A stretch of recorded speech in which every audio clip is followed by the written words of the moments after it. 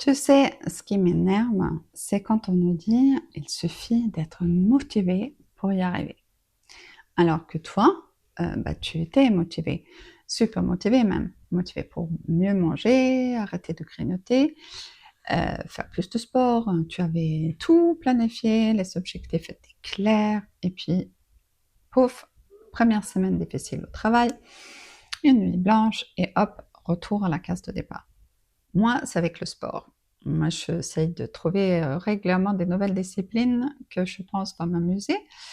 J'achète de nouveaux équipements, je télécharge des super applis. Et puis, la vraie vie reprend. Et le nouveau tapis de yoga, il va rester dans le coin, prendre la poussière. Alors, pourquoi, malgré une motivation sincère, au départ, pourquoi on abandonne aussi facilement? Pourquoi ce manque de persistance, malgré les bénéfices très évidents de bien manger, de faire du sport?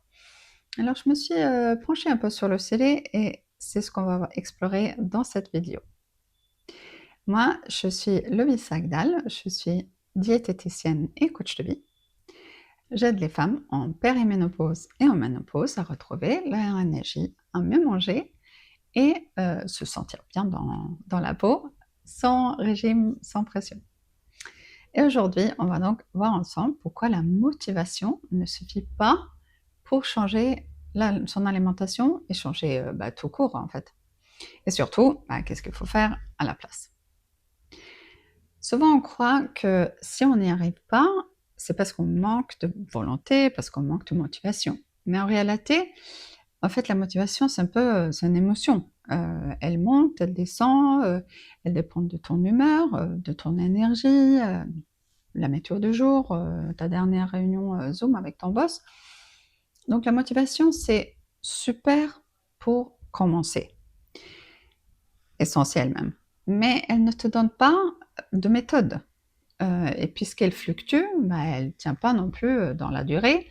Euh, il suffit d'un imprévu, d'un moment de fatigue, un coup de stress, et tout ce bel élan s'effondre. Donc les anciens automatismes reprennent le dessus, on retombe donc dans nos anciennes habitudes pas forcément très bonnes et on s'en rend même pas compte. Et là, attention, révélation, donc c'est pas toi qui es nul ou qui est faible, en fait c'est ton cerveau qui te joue des tours. Voici pourquoi.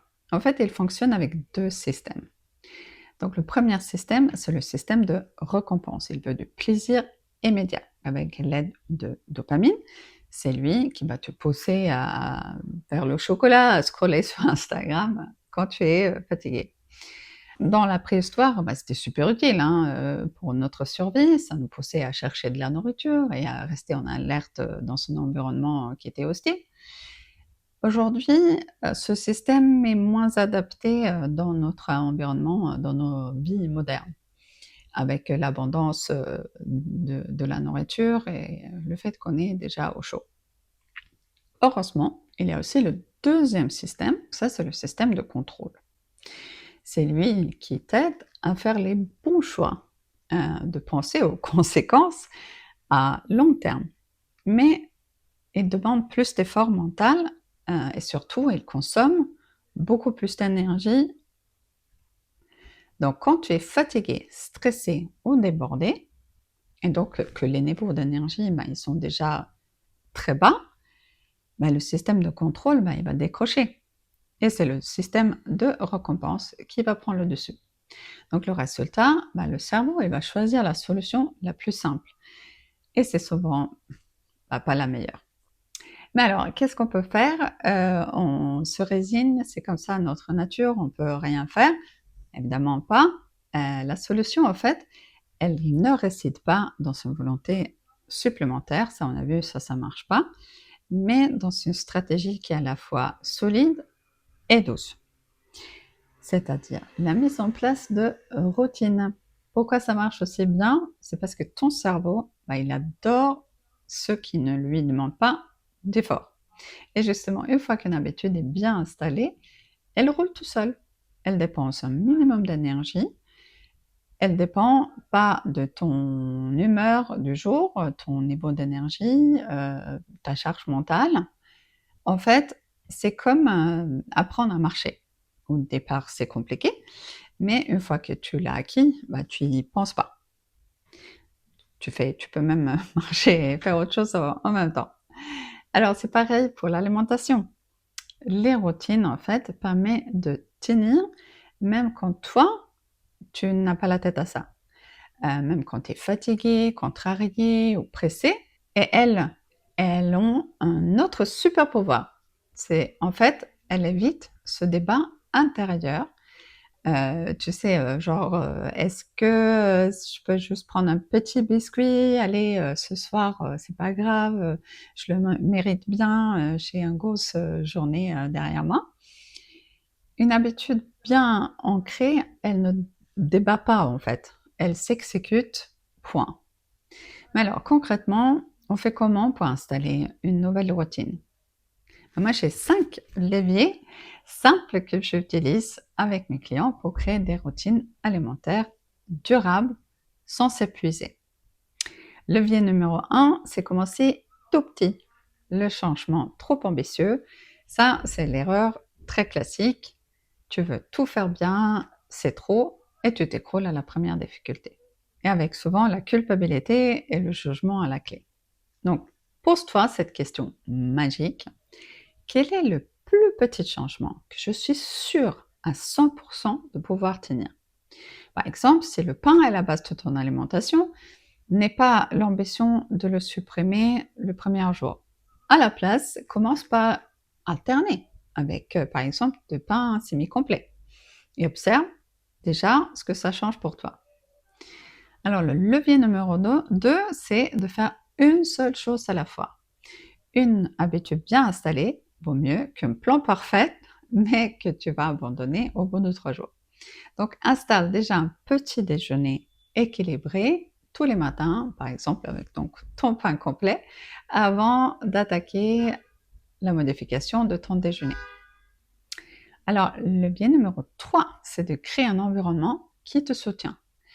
En fait, on mange souvent ce qu'on voit. Donc, si tu ouvres tes placards et la première chose que tu vois, c'est le paquet de gâteaux, bah, il y a des grandes chances que tu vas le manger. Donc, inverse la logique, donc vire les tentations, range-les loin en hauteur dans des boîtes opaques et mets les bons aliments, les fruits oléagineux, les sans cassins, à portée de main.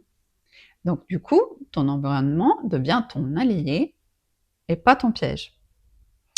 Alors ensuite, on a le levier numéro 4.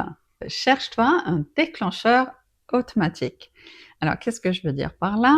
En fait, créer une habitude à partir de rien, ça c'est compliqué. C'est un peu comme se retrouver face à une page blanche pour écrire quelque chose. On ne sait pas toujours par où commencer. Mais si tu la relis à une habitude déjà ancrée, tout devient beaucoup plus simple. Par exemple, quand je rentre du travail, je me lave les mains.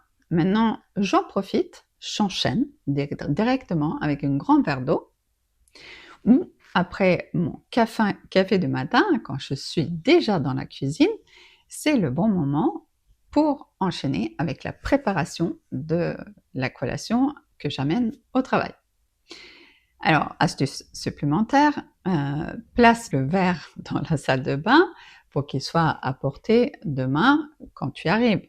Et la veille, mets ton Tupperware à côté de la machine à café pour qu'il soit déjà là le matin quand tu arrives. Parce que gain de temps et gain d'esprit, ça c'est important le matin. Alors, parce que moins tu dois y penser, plus tu as de chances à le faire. Moins ça demande de l'effort sur le moment, plus c'est facile à faire. Et plus vite ça devient donc une habitude. Et enfin, levier numéro 5, c'est répéter, même si ce n'est pas parfait. C'est en fait la régularité qui compte. Mais bon, si tu fais un écart hier, c'est pas grave. Tu reprends aujourd'hui comme si rien n'était, sans jugement. C'est la consistance qui crée le changement, pas la perfection. C'est ce que tu manges 80% du temps qui a un impact sur ta santé, sur ton poids pas les 20% d'écart ponctuel. Et surtout, une chose que je pense est très important, c'est célébrer tes victoires. Si tu fais 3 jours d'affilée avec un petit déjeuner équilibré, bah, ça mérite une étoile dans ton carnet ou je sais pas, une petite danse de joie dans ta cuisine. Parce qu'en fait, ta dopamine, bah, tu peux aussi l'utiliser pour ancrer le positif. Tu vois, la difficulté de changer ses habitudes alimentaires, ce n'est pas un manque de motivation ni une faiblesse personnelle. En fait, c'est ton cerveau qui choisit la facilité quand il est surchargé. Et donc, ce sont tes routines, pas ta volonté, qui vont faire la vraie différence.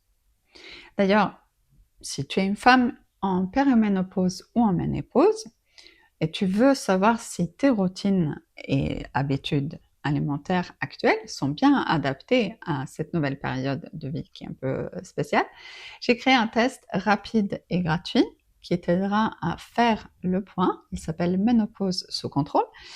Tu trouves le lien juste en dessous dans la description.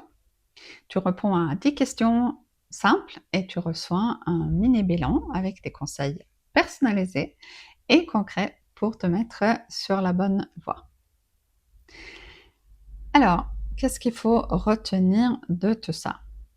Ben, je pense, ce qui est important, c'est que tu n'as pas besoin de révolutionner les choses. Au contraire, juste des petits ajustements bien pensés, réguliers, qui s'adaptent à ta vie en fait. Et avec le bon système, même les jours sans motivation, tu avances quand même. Et c'est ça le vrai changement durable. Alors si tu dois choisir une seule chose à faire différemment dès aujourd'hui, ça serait quoi? Mais dans les commentaires, ça m'intéresse de savoir. Et bien sûr, si cette vidéo t'a été utile, pense à liker, pense à t'abonner à la chaîne pour ne pas manquer les prochains épisodes. À bientôt!